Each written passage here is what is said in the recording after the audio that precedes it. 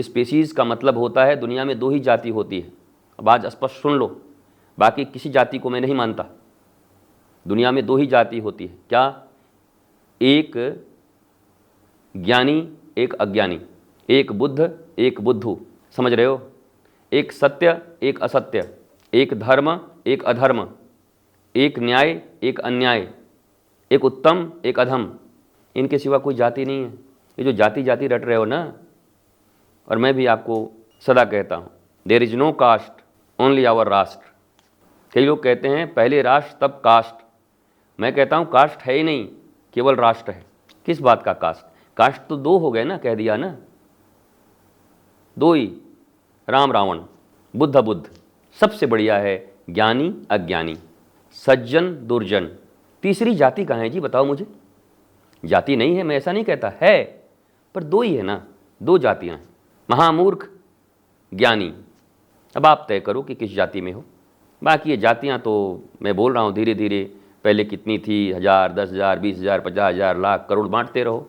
मैं तो लोगों को कहता हूँ, कभी पत्रकार मुझसे पूछते हैं कि चिंता मत करो, कुछ दिन के बाद जैसी अवस्था चल रही है, पत्रकार एक जाति हो जाएगी, नेता एक जाति हो जाएगी, डॉक्टर एक जाति हो जाएगी, इंजीनियर एक जाति हो जाएगी, किराना दुकान वालों की अलग जाति हो जाएगी, ठेले पर केले बेचने वाले अलग जाति के हो जाएंगे।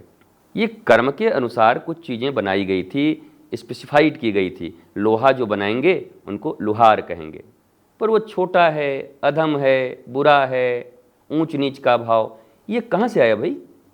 और ये आया तो इसकी घोर निंदा होनी चाहिए।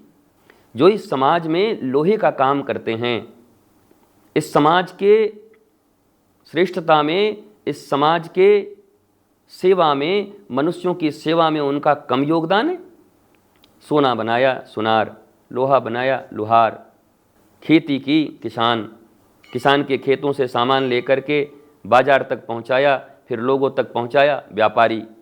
कुछ एक शरीर की विधा को सीख करके, अगर आपके शरीर में कोई कष्ट आए तो उसको पैसे लेकर के दूर करने का, आपसे कुछ लेंगे और फिर उस कष्ट को दूर करेंगे। उसको डॉक्टर, ब्रिज बनने हैं, बड़े बड़े आने जाने हैं, पुल बनने हैं, बड़ी बड़ी इमारतें बननी हैं, उसके लिए एक इंजीनियर, आर्किटेक्ट, इंटीरियर।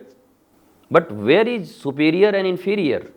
इंटीरियर तो समझ में आया, आर्किटेक्ट तो समझ में आया, पर छोटा बड़ा कहाँ से हो गया? जिन्होंने प्यून, मतलब वो जो बैठे हैं कुर्सी पे पढ़ लिख के, उनको जल पिलाने का, उनके फाइल देने का, जिन्होंने सेवा का व्रत लिया है, उनको प्यून, चपरासी कहा गया। तो चपरासी छोटा कैसे हो गया जी? उसको हेय दृष्टि से देखने का अधिकार आपको किसने दे दिया? आपकी अज्ञानता की पराकाष्ठा है। जब सभी एक ही परम पिता की संतान हैं तो सहोदर भाई हुए ना, सगे भाई। एक पिता से जन्म लिए बच्चे सगे भाई होते हैं। ईश्वर एक हैं और सभी मानते हैं, जितने भी मत हैं, जितने भी मजहब है, सब यही मानते हैं कि हम एक ईश्वर की संतान हैं।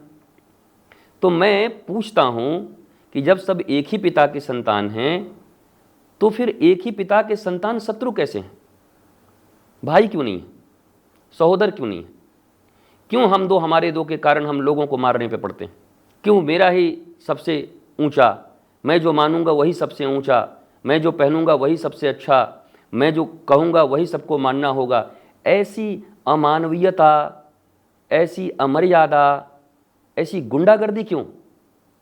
इस सभ्य समाज में, इस सभ्य राष्ट्र में, सभ्य मानवता में इतनी गुंडागर्दी क्यों?